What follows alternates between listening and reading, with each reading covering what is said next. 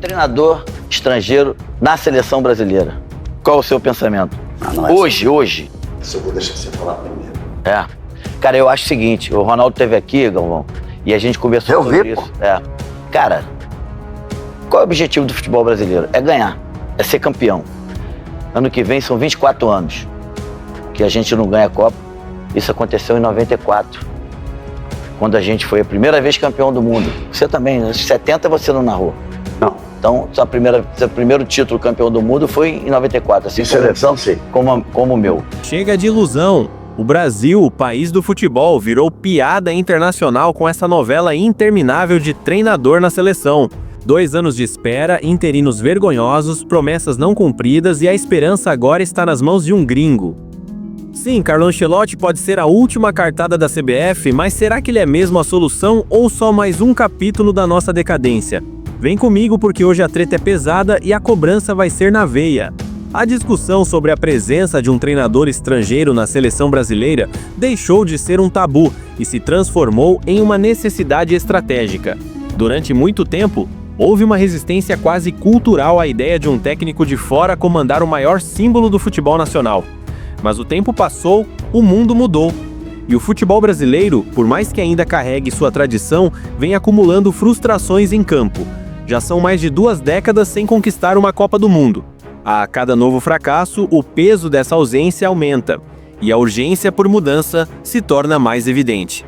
Nos últimos anos, nomes como Carlo Ancelotti passaram a ser cogitados com mais seriedade. E não é por acaso.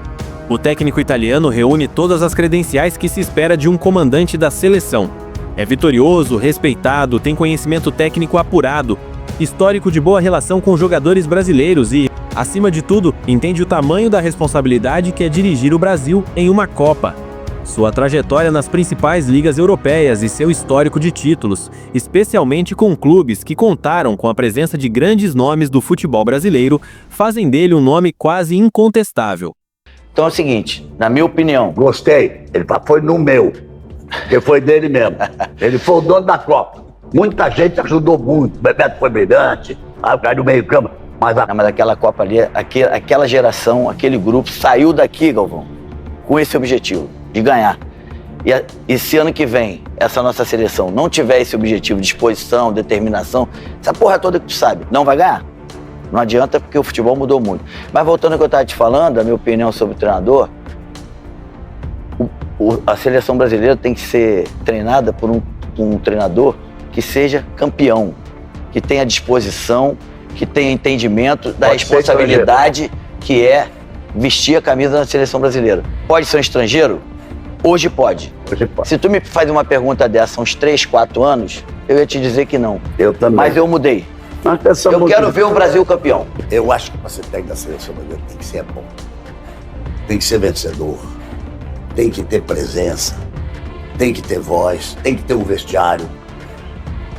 E nesse momento, o mundo está assim. Se você for ver Portugal, ele exporta técnico para o mundo inteiro. O técnico da seleção de Portugal é espanhol. Né? Então, vamos por aí afora. Mas essa confusão toda do Ancelotti, que já dura... A Copa acabou no fim de dezembro de 22, 23, 24, 2 anos. Janeiro, fevereiro, março, abril. Já vai para 2 anos e meio. Eu, de vez em quando, eu perco o sono, porque eu acho que eu tenho alguma culpa nisso. Vou te explicar por quê. Antes do jogo Brasil e Coreia, ainda bem que foi antes, que não deu azar, que o Brasil goleou a Coreia, foi desclassificado pela Croácia depois dos pênaltis. O presidente da CBF, o Edinaldo, me convidou para um almoço. Eu sou um cara educado, claro, é evidente que eu vou. Aí conversamos, estávamos batendo papo, não sei o quê. Aí disse, posso lhe dizer uma coisa? O Tite já não falou que vai embora. O Tite já não disse que ganhando a Copa ou não, ele tinha avisado em fevereiro daquele ano, lá para trás.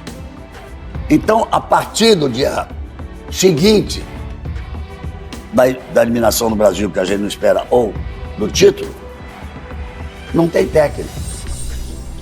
A resistência que existia antes, inclusive entre figuras históricas do futebol brasileiro, como Galvão Bueno, foi sendo vencida pela lógica dos resultados. Até os mais nacionalistas mudaram de ideia diante da constatação de que o que importa, no fim das contas, é voltar a vencer. O futebol mundial já abraçou essa mobilidade há muito tempo. Técnicos argentinos na seleção do México, espanhóis em Portugal, alemães treinando times na Ásia. O Brasil, por muito tempo, insistiu em olhar apenas para dentro de casa, mas agora parece entender que não há mais espaço para amadorismo ou patriotismo cego quando se trata de um futebol globalizado. Ancelotti não chega apenas com um currículo vencedor, ele traz consigo o respeito dos jogadores, muitos dos quais já trabalharam com ele no Real Madrid. Vinícius Júnior, Rodrigo, Militão, todos já deram declarações elogiosas sobre o treinador, destacando não só sua capacidade técnica, mas também sua sensibilidade no trato humano. Isso em um ambiente de seleção, onde o tempo para treinar é curto e a pressão é constante, pode ser um diferencial gigantesco.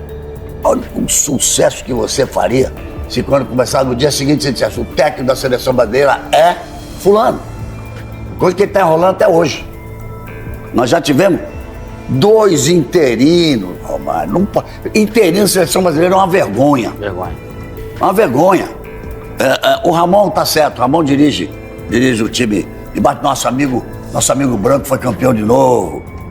Ô, CBF, Branco, gente lá. Coordenação Geral de Seleção. Boa. Gostou dessa? É isso.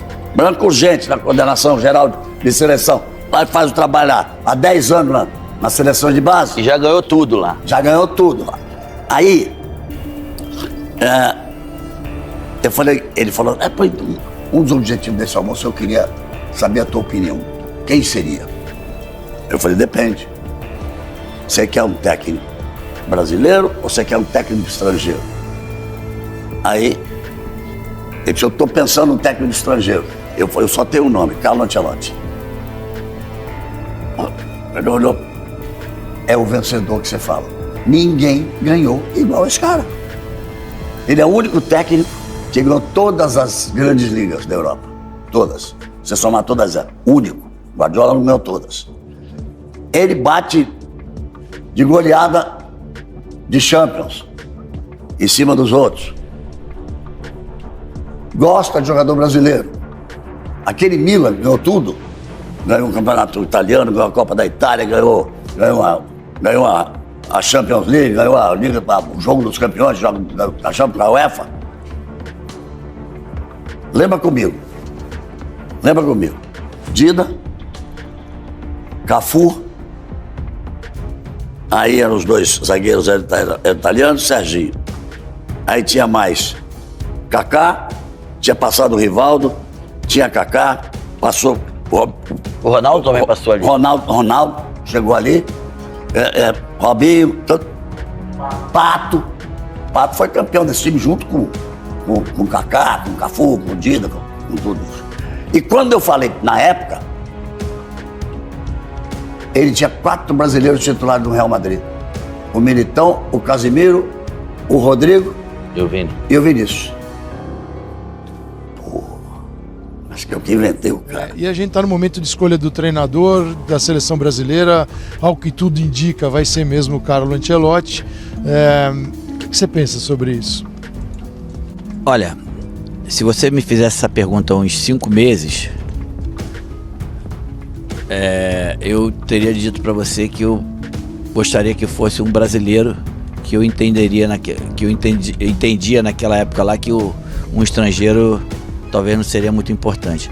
Mas hoje, eu afirmo que cabe realmente um estrangeiro.